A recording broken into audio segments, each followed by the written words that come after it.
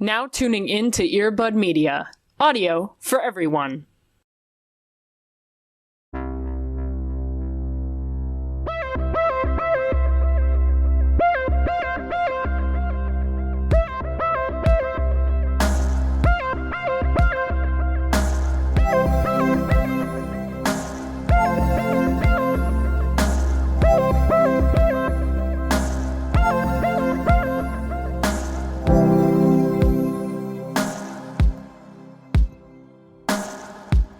How do you think that the country should prepare for Furbies being back? Fuck. I saw your tweet about this. I'm so, honestly, I've never been more scared of anything in my life. Yeah, here's the thing. This is, this might be more embarrassing actually, but this news was not surprising because for some reason, like months ago, I was on like Furby collector TikTok. Like that was where my feed was taking me.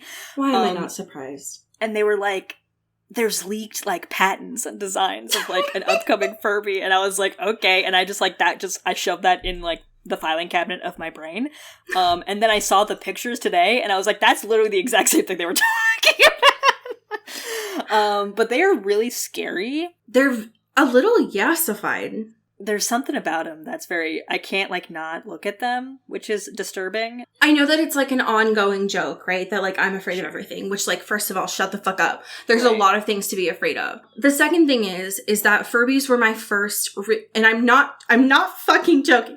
Furbies were my real first encounter with the spirit realm. They're those things are fucking haunted and I don't trust them. And now they're coming back, and I'm just scared because, like, what if Amazon's like, oh, bet we'll ship them, but also we got our fucking we got Bezos's eyeballs in there, right?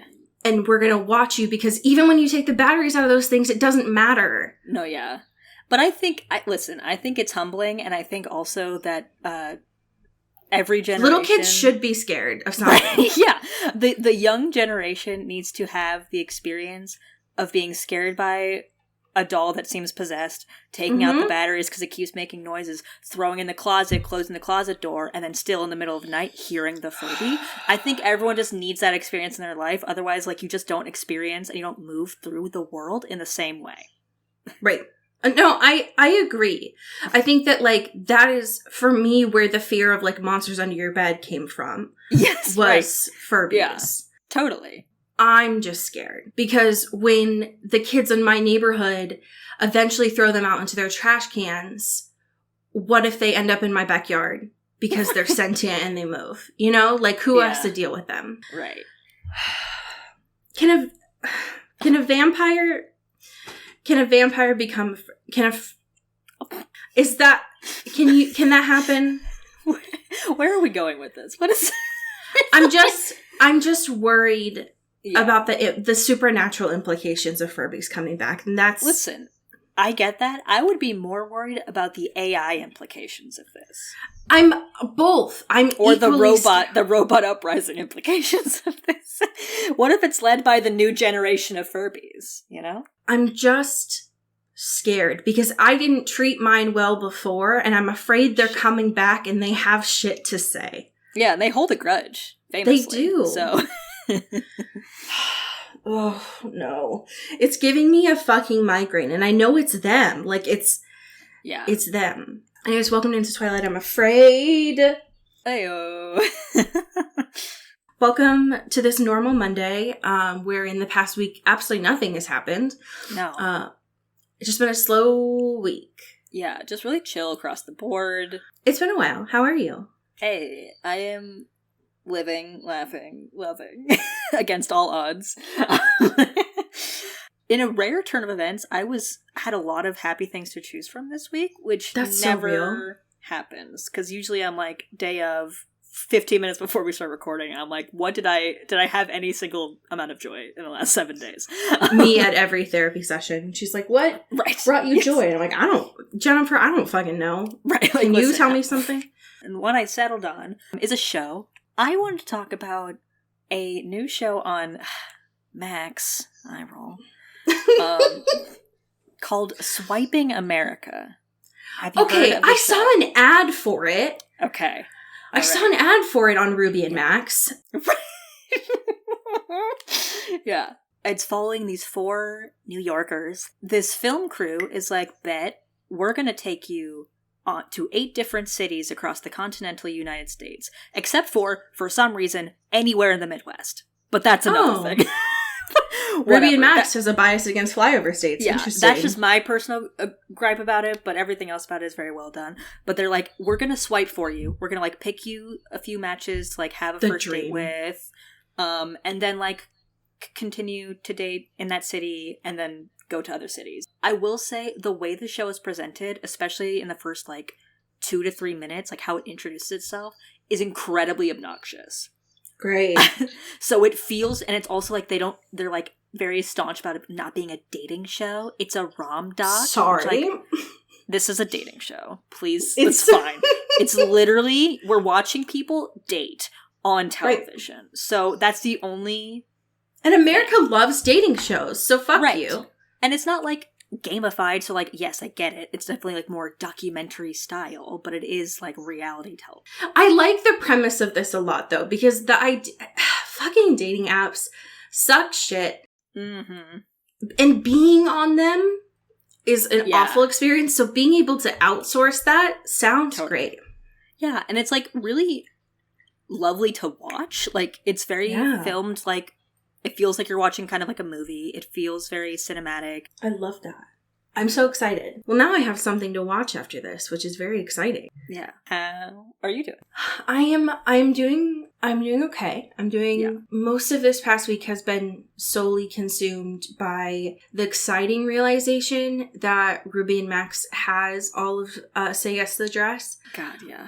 And I had, before this week, had only really watched it when it was on TV in a doctor's waiting room or in when I was staying inpatient at a hospital. So I've never watched it from the beginning. Yeah.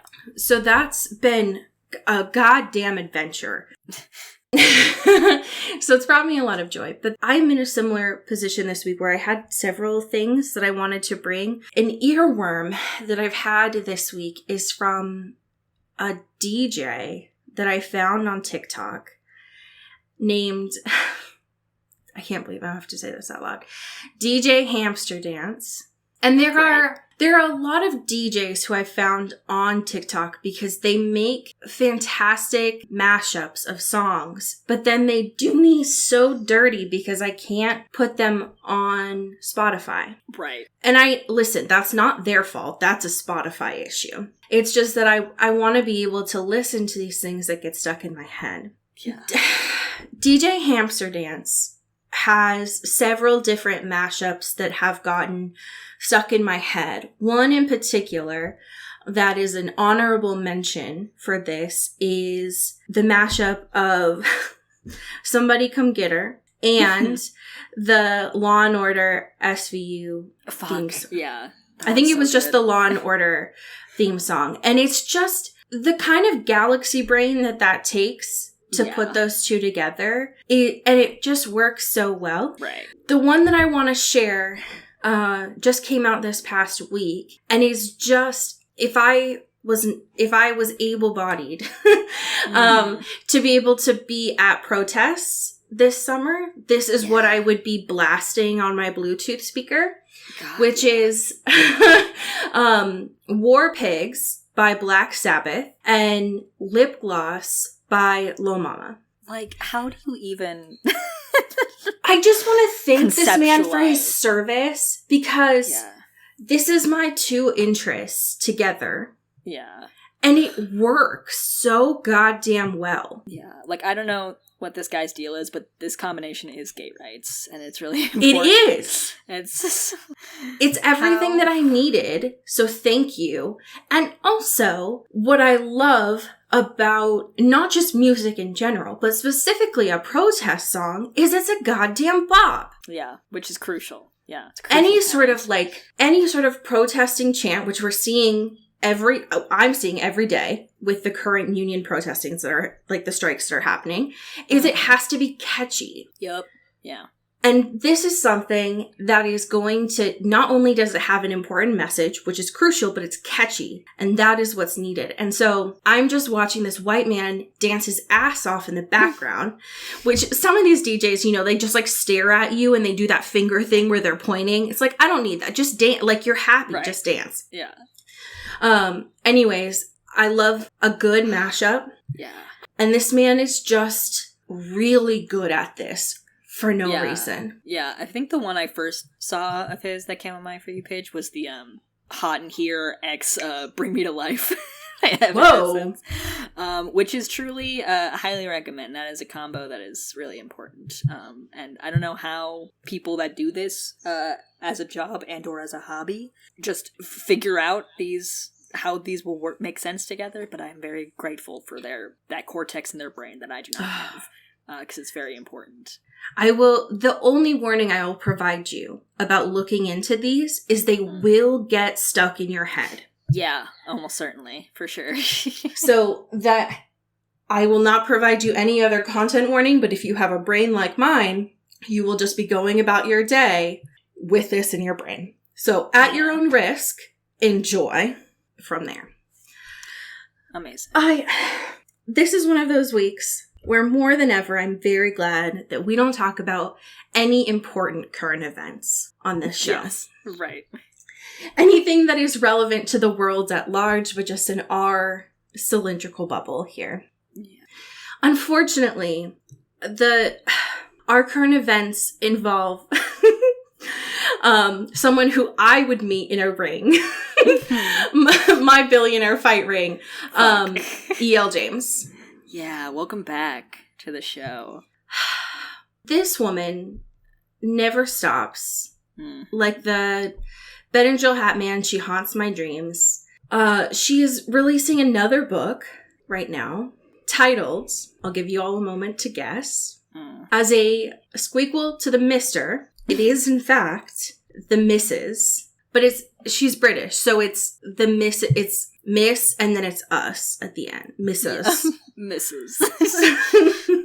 The losing weight to whatever this meaning had, the Mr. was in fact a New York Times bestselling book. That's so fucked up for society. It's just, to what, are we sure? Okay, sure, great. Yeah, why not? We're just doing anything now, you know? Right. The Mr., if you all wash that from your brain like I did, is apparently a modernized, these are her words, not mine, a modernized romance inspired by Cinderella. Now, again, this is her words because we looked ahead of the show. We looked this up on Penguin. It's more like Jane Eyre than Cinderella. Jane Eyre does not read like Cinderella to me. I'm going to be honest with you. Like, personally. Yeah. So keeping that in mind, but Miss Ma'am is promoting this heavily right now. Yeah. HuffPost did an interview with her that's like talking about everything that's going on here with this book. Also mentions the kink level on the milder side. So that's there. The last thing I want to share before I close these and forget that this woman exists is that ET Online also did an interview with E.L. James, and shares that she now finds Christian Grey, quote, utterly exhausting. Well, join the club. Welcome. Yeah. So, that's great. Thank you. This is because, and this was, E.T. is reporting from a Today interview that was done with her. She says she's very excited about Maxim, who's apparently the character in The Mister. She says, quote, I would marry Maxim. He's a reasonable human. I doubt this. Author's note. She says, I think you'd have to have the patience of a saint to marry someone like Christian. I just find Christian mentally exhausting, physically exhausting, utterly exhausting. Maxim is much more reasonable. And it is important to note, as you had mentioned earlier, the Mister, I'm not sure about the Mrs., but the Mister at least, is over 500 pages. Like, why? Why? For what? Is it a font? For who? For whomst? Is it a font thing? Is that why? Is it double spaced? Why? Maybe it's just like size 20 point font. Why is it the length of Twilight? Like, what is that? Yeah. What in the Stephanie Meyer are we doing? Literally. Here. I have questions and I don't like it. Yeah. Anyways, I'm going to shake off the E.L. James energy because I don't like it. And get into what I have been waiting on bated breath since last night to talk about, which is these chapters. I'm so fucking excited. Okay. I'm gonna scream for an hour straight. Are you ready? Are you ready? Are you ready? Okay, so here's what I remember.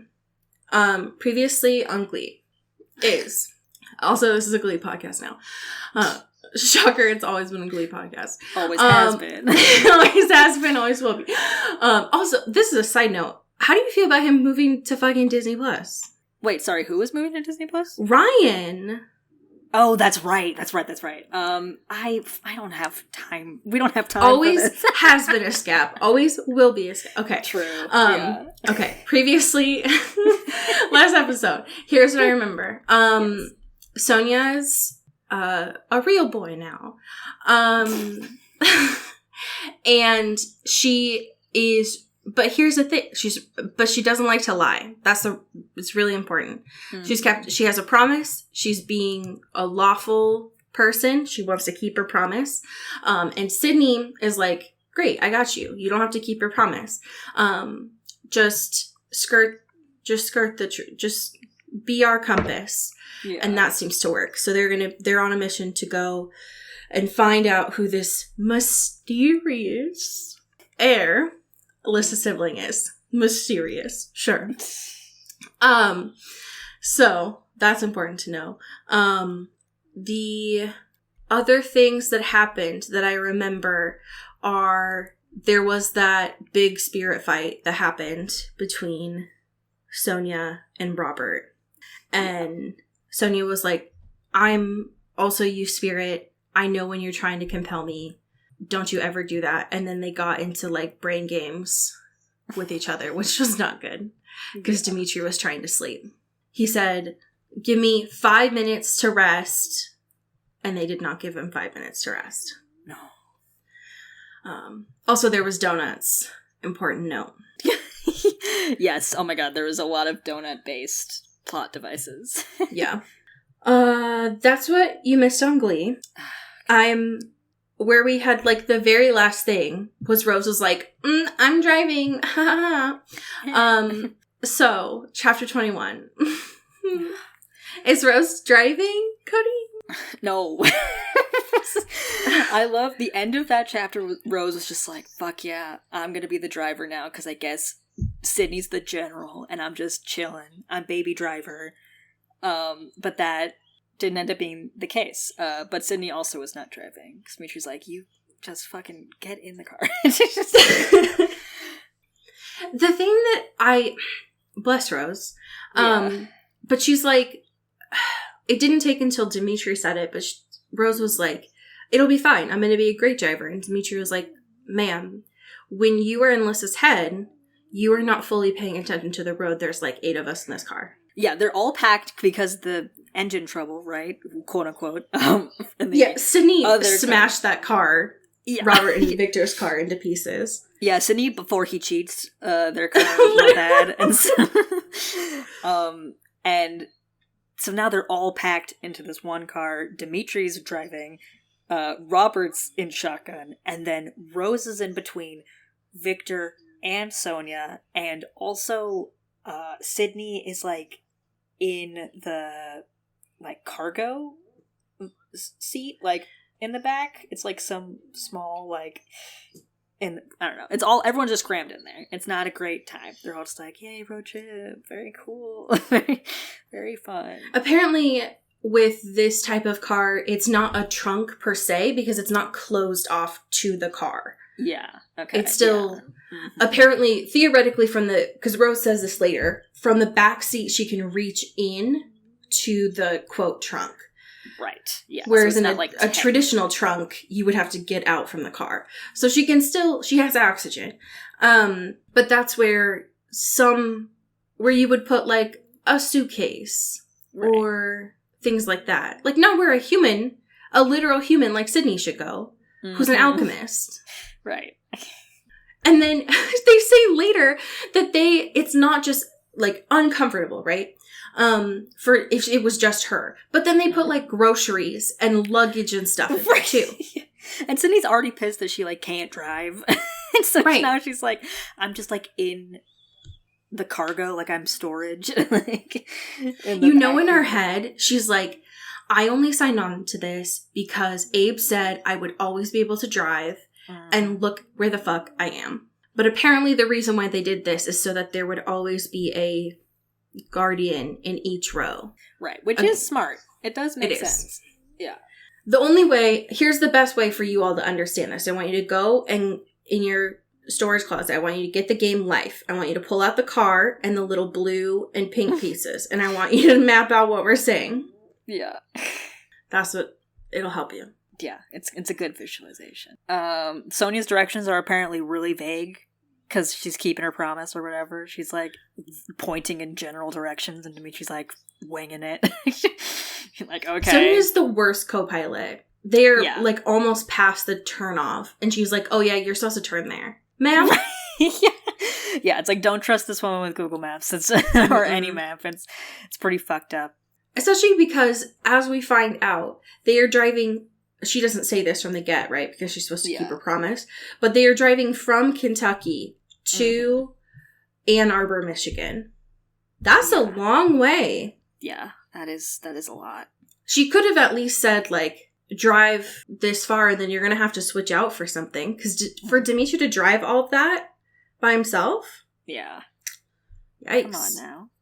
But this girl, this girl says not long, a few hours, maybe more. Yeah, it's like, okay, not helpful, Sonia. I'm gonna a few hours right now. Maybe more than a few. Where are we going? Okay, you know what? So I just looked at that. Okay. All right. You know what? She wasn't. It's okay. So looking this up right now, it says 5 hours. It says 5 hours. Okay. So. I wouldn't say a couple. Yeah. Because a couple means 2. Right. Certainly wouldn't say a few. Okay, so Dimitri could definitely do that on his own. I was thinking it was a lot more than 5 hours. But that's still it's definitely more on the maybe more side of a few hours. Yeah, it's definitely not a few. Right. Oh my god. So, not great. Poor Dimitri, though. Because his co-pilot at this point... Yeah. I guess Robert's not his co-pilot, but his co-pilot is in the back. The person next to him to keep him company is Robert. Robert's not going to say shit. I don't think they have the radio on. Everybody else passed the fuck out. Sleeping. So Dimitri has to what? Just like meditate the whole time? Yeah. Imagine a Western in his head? Yeah. He just has to go into his mind palace and think of... For 5 hours? Dusters. Yeah. Yeah, because like he can't be like Rose that just like passes out for the whole time being like, let's see what Liz is up to. Y'all have fun, I guess. Hanging out and getting small talk with Robert Doru. Okay. Like, have fun. Yeah, so it's like, so Robert, how's life? Like what? Yeah, it's like what do they have to talk about? Nothing. Yeah, like what is Dimitri gonna say? Like, what's your favorite book? What's your zodiac sign? Yeah. Like, are they on a date? Like, what are you doing? Yeah. That's not how Dimitri runs, but I would have killed to see that, honestly. God, yeah. Just a little a sidebar. To be fair, what we do see from Lissa's perspective, very interesting, but what I would have given to see Dimitri try to do small talk with Robert. So we're in Lissa's head now, because Rose is like, all right, y'all have fun, chit-chatting along, I'm gonna go to sleep. I had been begging Cody to talk about, to to even, but it's not, this is a vampire podcast, so we can't, but to even mention Divergent. It's all I want in every given conversation is for someone to bring up Divergent.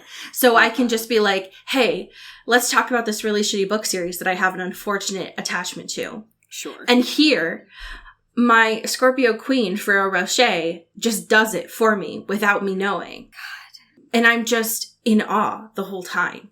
Okay. She's like, here, let me provide you this 11th hour / Divergent chapter. Please enjoy.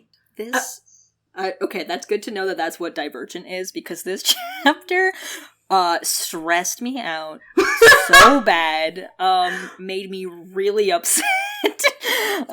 Really, really nervous. So if that's all that is for 3 entire books, I hate that, and I'm glad I didn't read the first, the first book. Okay, for sure. So it's back to trial time, baby. Oh, did you forget that Lissa is trying to be the queen, but not really? She's running, though. And she did great at her Survivor challenge. And now they're like, bet, okay. Here's another.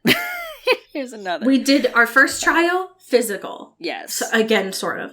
Our second one, let's do mental. Yeah. I love, too, that, like, at this, Eddie's kind of, like, keeping watch. Like, he took over for Janine.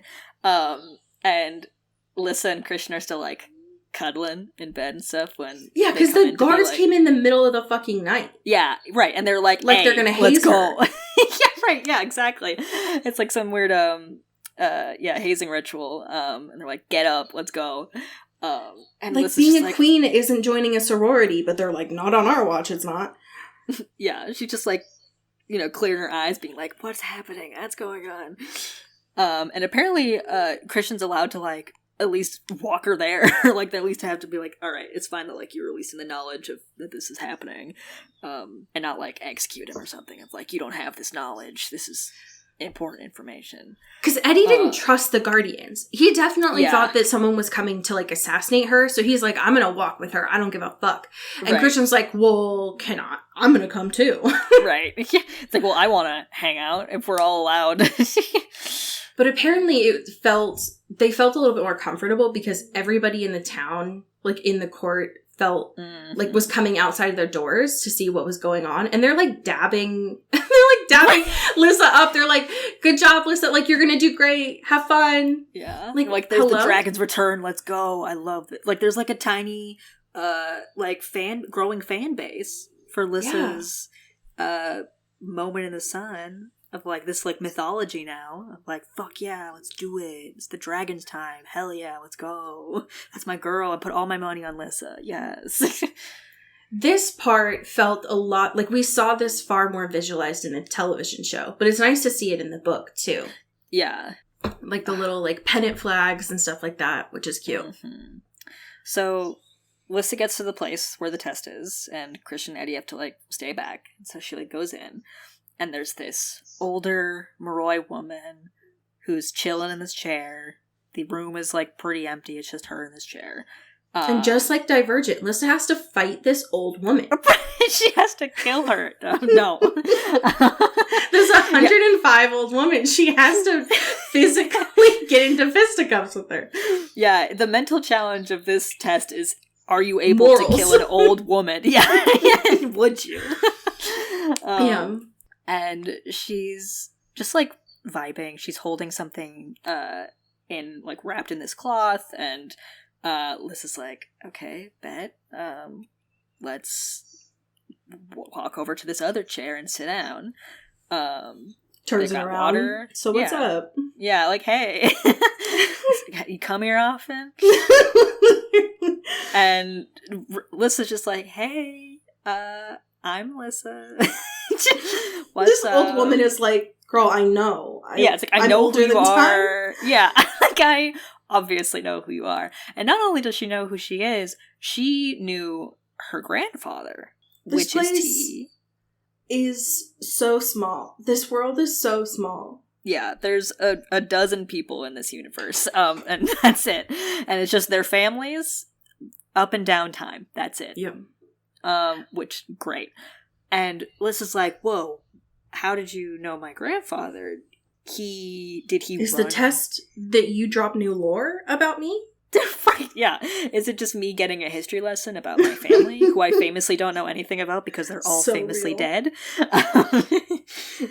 And this woman is like, yeah, your grandfather ran for king, and he passed all of his trials. He was, like, so good at it. He was the best, and probably would have won if he didn't, like, dip out early and didn't want to do it anymore. And this is like, what? First of all, how do I not know any of this information? Second of all, why did he say no? Why did he stop doing it? Why did he not run anymore? And it was because the fact that, and also too, after he dipped, it was she called it a coin toss between Tatiana and Jacob Torres. This fucking dude. So, allegedly what is being said here is that Tatiana was queen essentially because homeboy grandpa dipped out, and they were like, well, I guess we gotta choose one of these two. Damn. And he only dropped because Andre was born. Yes. Firstborn son problems. Right. Yeah. And also, like, not to be like that, but, like, that's not his son. You know what I mean? This is the problem. Like, I feel like so many parents know this, where, like, parents didn't do this for you, but they'll drop everything for your grandkids. And it's like, what the fuck? Where were you then? Right. It's like, what about your own kid? You know? Did you... I bet Eric was like, what? Yeah. Where were you then, Dad? Like, his daddy issues just, like, came up to the surface. Yeah. That's how it all happens. I know. This woman, though, is like... Yeah. So anyway, here's this cup. Yeah. So the test is, drink it. This is like, okay. I'm not going to tell you what liquid's in it, but just drink it. Yeah. And, like, when you want to stop, just say stop. And it's like, that is not comforting, what you just said. But, okay. Sure. The second test is brought to you by Dare. Right. Yeah. And so, Alyssa's like, grabbing this cup, and it's like, I don't know if I should stop. Or, like, when is the time to stop? Do I just not ever stop? What is the rules? What happens here? This is how all instructions feel to me, by the way. Right. I hate vague instructions. Yeah. And notices, too, when she's holding it, it's like, oh, shit, this is, like, charmed. This is a charmed liquid. This is charmed juiced. It feels like all the elements, and also spirit, most notably, which the original kind of describes. Four Loko. You're right, yes. It's a nasty, nasty vampire Fort Loko. Really fucks your shit up all day. And so she's like, okay, I guess I'm just gonna What's the harm? This fucking Four Loko, whatever. So worst thing that can happen, give me more trauma than I have? Yeah, and spoiler alert, yes. Expose every fear that I have? Yeah, that's that. There it is. So she drinks this juice, and she's, like, transported to a spirit dream. But it's incredibly realistic. It's not like the dreams with, like, Adrian that we've seen in the past that are, like, feel real, but are very clearly dreams and, like, or just, like, a realm of communication, whatever. But this feels like she's in the moment. And the moment, is Rose's funeral. What? Okay. That's fun. Also, Rose is having a moment in this, because she's like, sorry. Rose is also watching this whole experience, and it's like, wait a minute. Everyone's wearing black. Everyone looks really sad. There is a casket. Also, that's my name on the card. And a photo of me. What? And so Liz and Rose both equally freaking out in the same caliber here. Understandably so. And so Liz is like, what the fuck is going on? And feeling this, like, very, obviously knowing it's, like, not real, but in the same way that, I forget who she mentions, but, like, the last time we saw Bond babes get separated, and there was, like, this very large, like, hole in your chest of that being taken away, or whatever. She's, like, feeling that very intensely. Because, like, for the first time, she's never, like, had to, like, have that separation before. So she's like, I feel really sad in a way, much more so that's, like, hurting me and my body, which is not great. Right. Like, just a profound emptiness, which is great. And so she keeps reminding herself, like, this is a dream, this is chill, everything's fine. And then Christian walks up, and it's like, hey, bestie, I'm gonna leave you. Like,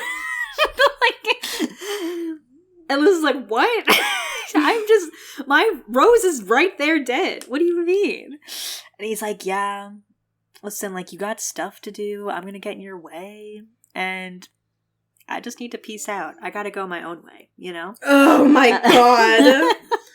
That's exactly what this felt like. It's exactly that scene. And Liz is like, if you leave and Rose is dead in this moment, what the fuck am I gonna do? Like, I have no one then. And that's a big fear. And I need people. He's like, listen, that seems like a you problem. I'm gonna get out of here. The thing about this that reminds me so much of so it's called the fear landscape in Divergent, is in addition to it being a one-to-one of like, it's making you go through all of your worst fears, is the way that it is in Divergent is when you're in the fear landscape, it feels like everything around you, like the people and the environments, is kind of like it's like a movie. Like it continues to play even when you're not there or interacting with it. And that's how these spirit dreams feel like. Because it almost kind of feels like Christian would be saying these lines, kind of, even if Lissa wasn't saying anything back. Right. Which I think is part of why ultimately Lissa's able to kind of like snap out of it and be like, I'm able to acknowledge that this is a deep-seated fear and trauma for me, and I'm going to move on in it.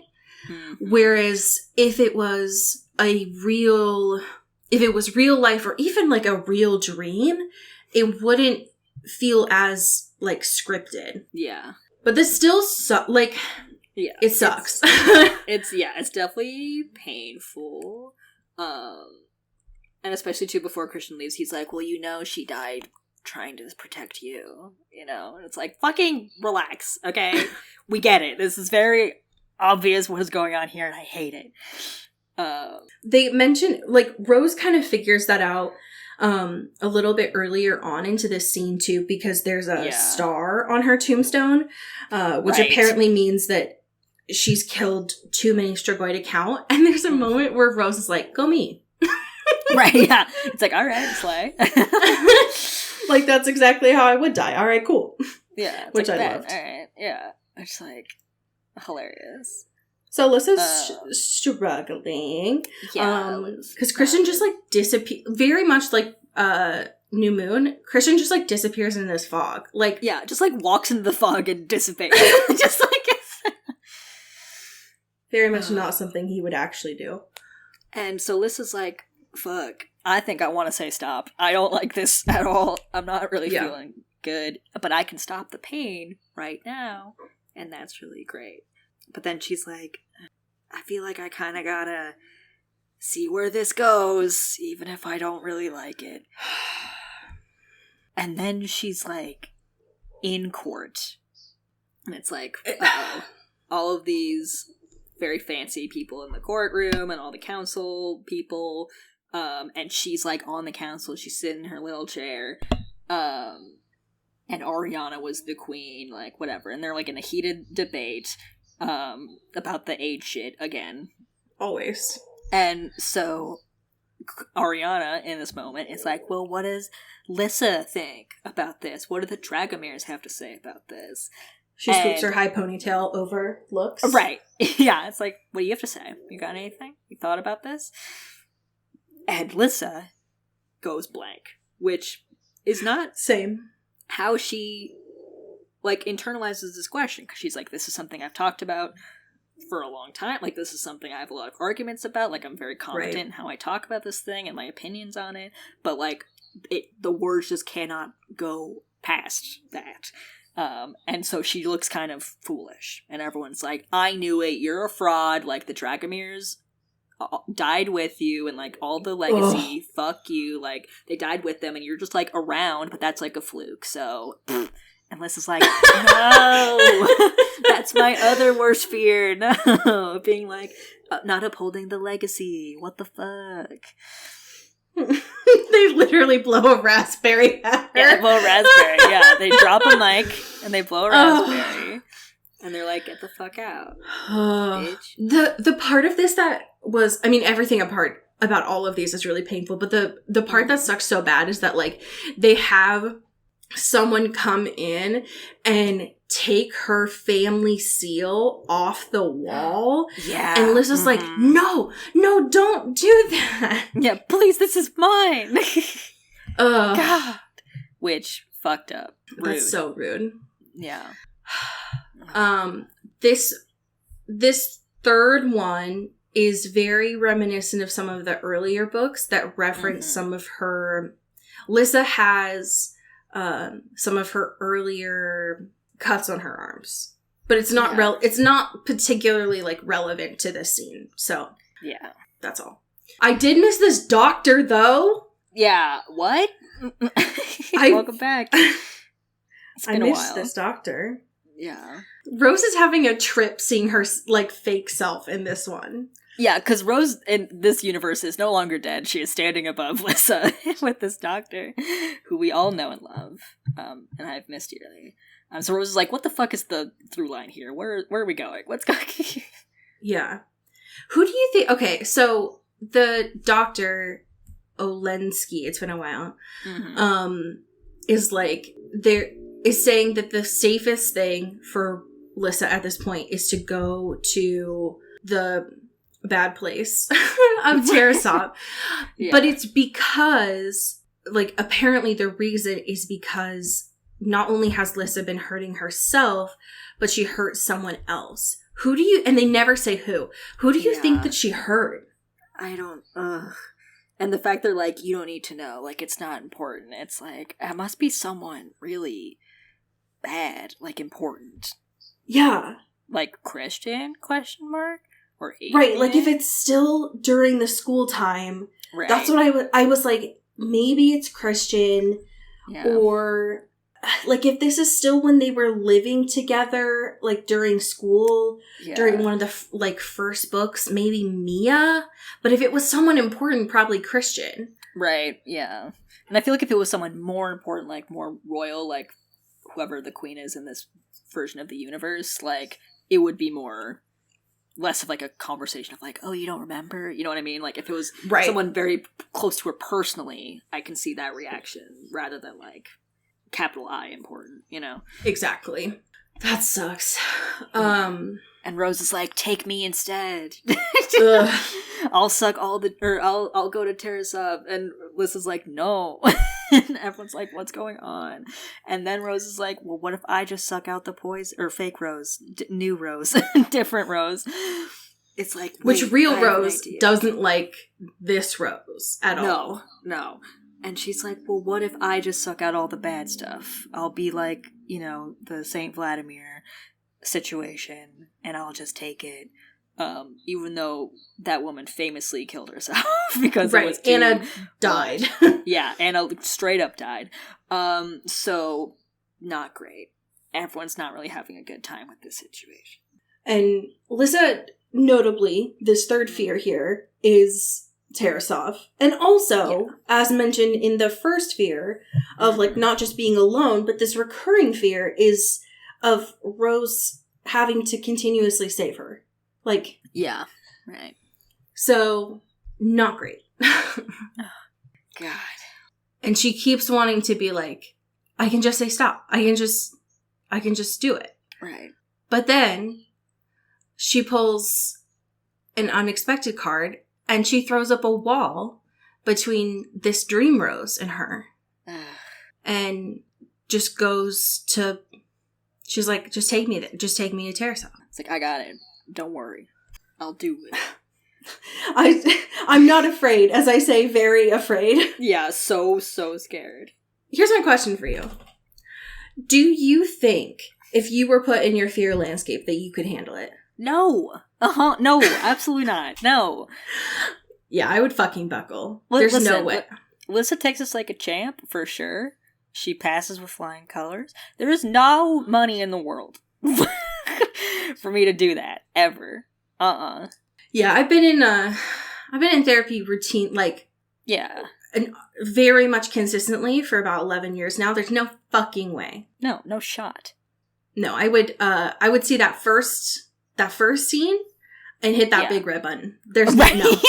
Especially if there's an easy out of being like, I don't want to do this anymore. Easy. Immediately, I'll do it. Seeing as I routinely describe ADHD as a lab rat trying to hit dopamine buttons, there's no... No, if I can hit a stop button, no, thank you. Yeah. I'm not going to do that. No. But yes, Lissa passes with flying colors. Yeah. And she's like, whoa, what the fuck was that? That sucked. That was a really bad thing you just did to me. I hated every second of that. And old woman is very pleased. Mm-hmm. And is like, you didn't stop. Right. You're saying it's very awful, but you didn't stop. Right. So and you did it. Congratulations. Right. Please don't go through the door of the people that fail. Go out the door of the people that pass now. Right. Congratulations. You get to go through the good door. The door of the people who are now exhausted and traumatized, but have now, quote, passed. Yeah. And so she, like, walks out, steps on out, and the dragon fan base is fucking hooting and hollering. Because Lissa did it. Congrats. So. Man. Chapter 22. So, Lissa's did it. Rose, stoked. Yeah, great. That's my girl. It was a horrible thing for her to experience and also for me personally to witness. But I'm awake now and everything's fine. Lissa, just did this great thing. Rose comes to with very similarly to waking up with a toddler in your fucking face and you not having to scream. Sonia's staring at Rose. Yeah, which don't love that.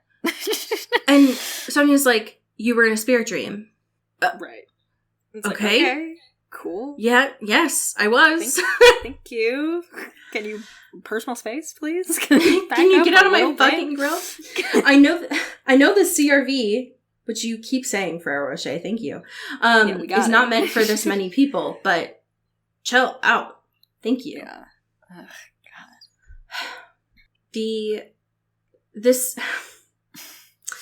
This second spirit dream. Yeah. I know we say this every episode, but this poor girl cannot get a lick of actual real sleep. Ever. No. It's always, I gotta tap into Lissa, or if I do sleep, one of these fucking bozos is gonna fucking call my line and keep me up. Which is why I can't blame her for not being of sound mind and just lying all over the goddamn place. She's Delulu. She's got there's nothing going on in here. It's all, she's operating off of like two donuts and a dream. Like that's it. That's all we're going on. And honestly, here. same. Yeah. She is the definition of living on a prayer. Like that is what, and it's not her fault that when Adrian's like, how you doing, babe? She's like, this is exactly where I am right now. Right. And that's what happens when you interrupt people's headspace. Mm-hmm. Like, that's an invasion of someone's privacy, Adrian. Yeah. So anyways, he goes into her brain like a little creep, wearing cashmere, like a fucking Stephanie fanfiction. And of course, because who wouldn't, Rose is at Sonia's house in her dream. Because it's beautiful. Right. It's a beautiful, beautiful time to be alive. Yeah. So Adrian's like, hey, how you been?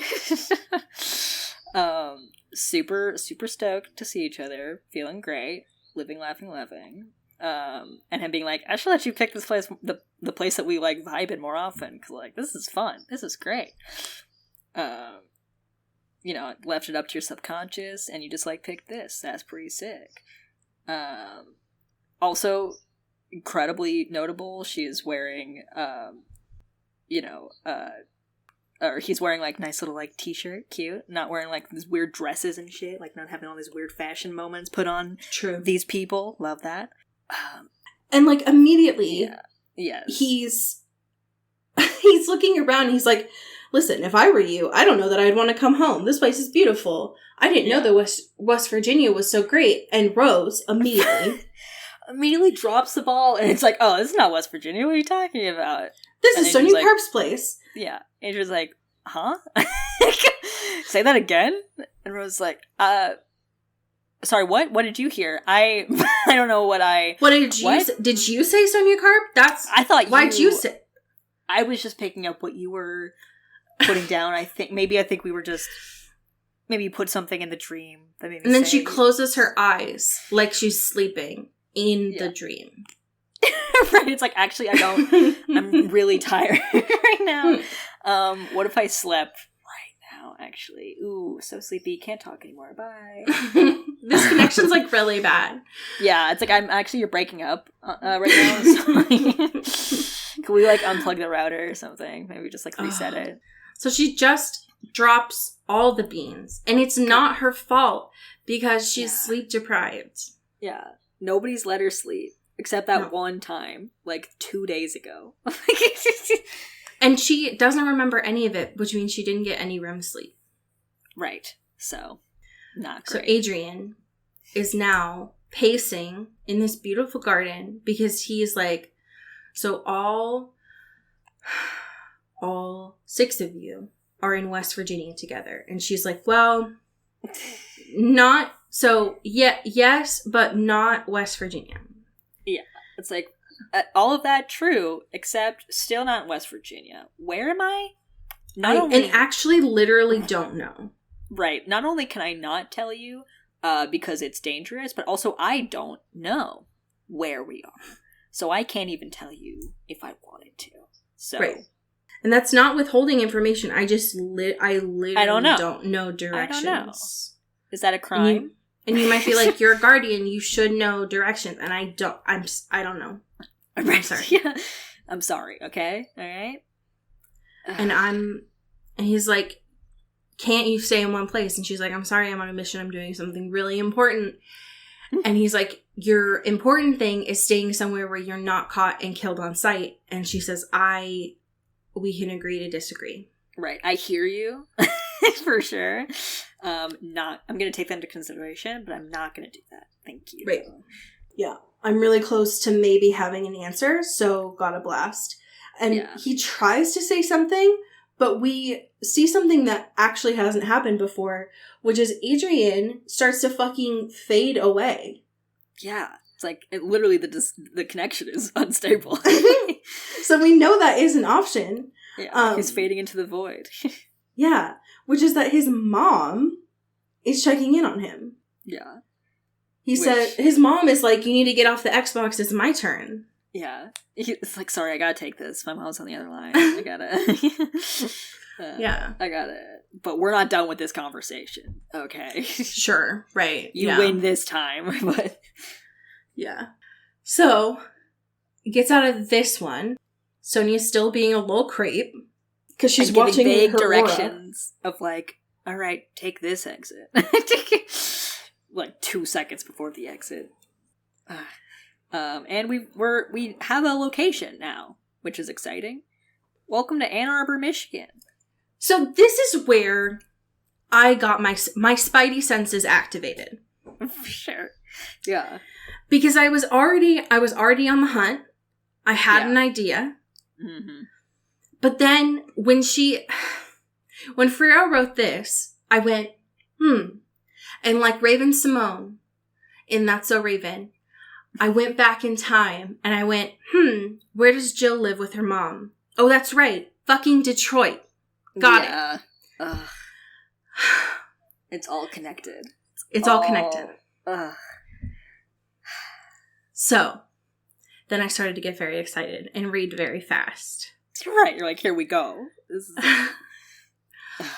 being like, okay, so they like find the place, kind of scoot on up, and Rose is like, hey, Sonia, you sure your relatives still live here?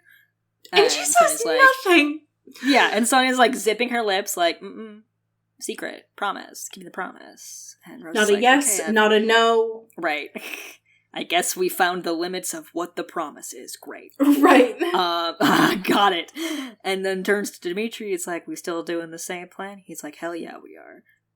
And the plan is that Rose and Sydney are going to go, and Sonia are going to go knock on the door and be like, hey, because they are threatening young not threatening young women.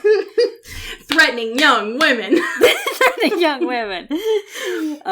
Which, the fact that Dimitri's like, well, you don't look scary. And Rose is like, excuse me? And he's like, I said, look, you are very scary. You're a very scary woman. You scare me often. And Rose is like, that's right. And everyone else chills out in the car. Yeah, so arguably, and then we have multiple felons in the car. Right, so what can go wrong? But at least Dimitri is there. So, hey, and a bag of groceries, so you can't lose. Right. So these threatening young women ring the doorbell of this brick house with a perfectly manicured lawn in the suburban neighborhood of Ann Arbor, Michigan. Yeah. Hoping to find Eric's mistress, and this is Rose's words, quote, love child. Yeah. And a man answers the door.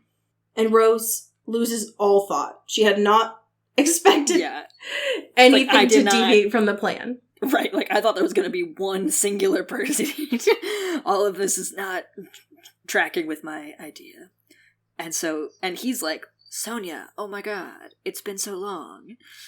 And then a young woman's voice from the back is like, hey, who's here? And squeezes in beside him. And Rose passes out. Eyes rolling back to the back of her head. Fully out of commission. Because guess what? It's fucking Jill. I love being right. Yeah, you are always and forever a prophet, a scholar. It makes so much, like, you were, like, had a lot of great theories about this, and also my mind completely forgot most things that have happened in this series, so I'm also kind of seeing this for the first time again, but I was always fucking confused of, like, why the fuck do we keep talking about Jill? Right. Especially when she's not, like, in the narrative. Like, the last time we've seen her, like, in a scene was last fucking book, or, like, very, very early on in this book. And it's like, we keep getting vignettes of people being like, Rose being like, reminds me of Jill. And it's like, what the fuck are we talking about Jill? Why are we talking about Jill? Who cares? And it's like, uh-oh.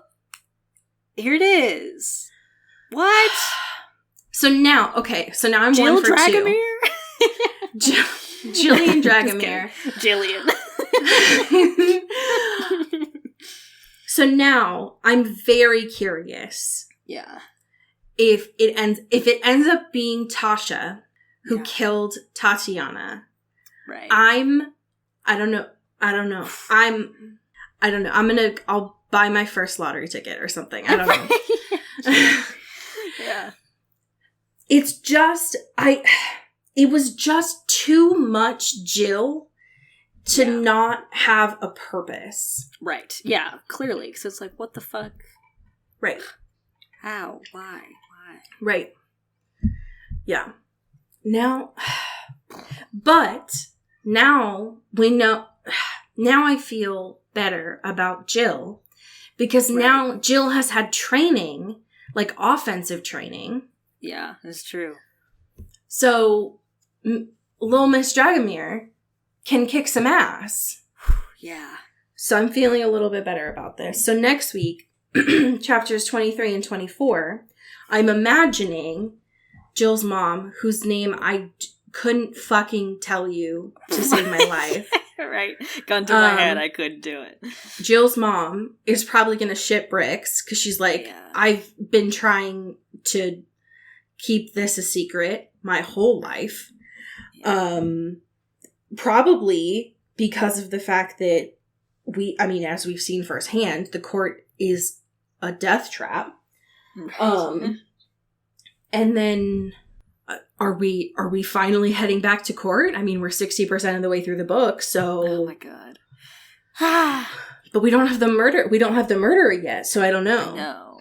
But Lizzo will have a quorum now, so like she could actually be queen, which is kind of all right. So like I was almost like I'm invested. I'm literally invested. Like I didn't. Yeah.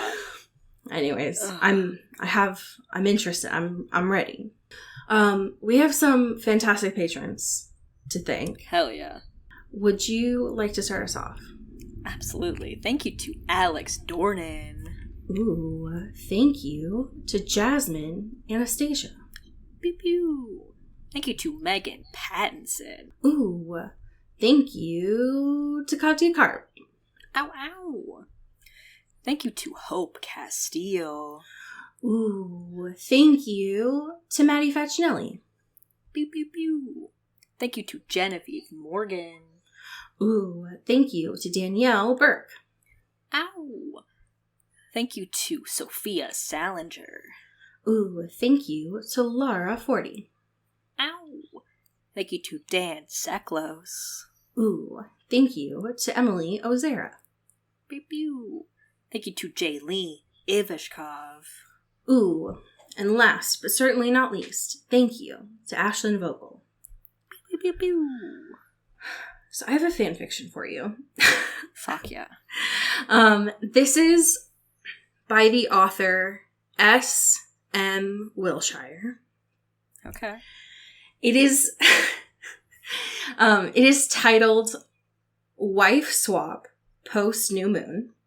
Amazing. And the summary is, after Bella, Edward, and Alice get back from Italy, Emmett decides that the family needs a bit of excitement to bring everyone closer. He enrolls Esme into Wife Swap, and they get accepted. Amazing. Just to add a little bit of spice, the summary of this fanfiction includes a polyvore link. Okay. Incredible. Wow. Just to really add a time of when this was published. For sure.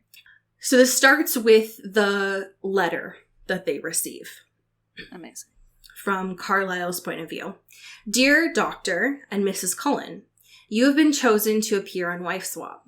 You shall be swapping with a family that lives in Twin Peaks, Washington, on the 26th of November to the 10th of December. We will see you on the 25th of November to take some footage of your family. Wife Swap team. Emmett, amazing.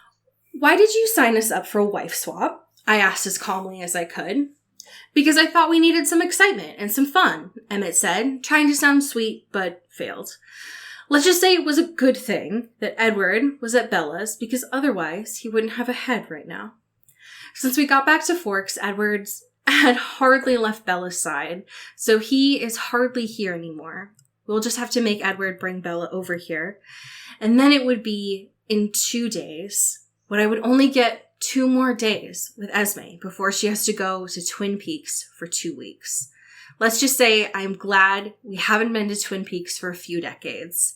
I wouldn't want anyone to recognize us and figure out our secret, because then we would be in big trouble with the Volturi. End scene. Wife Swap is such a good idea. For them in particular, what? Yeah. God, it's so funny. Them dazzling the television crew feels so dangerous. Yeah. And so right. And I love it a lot.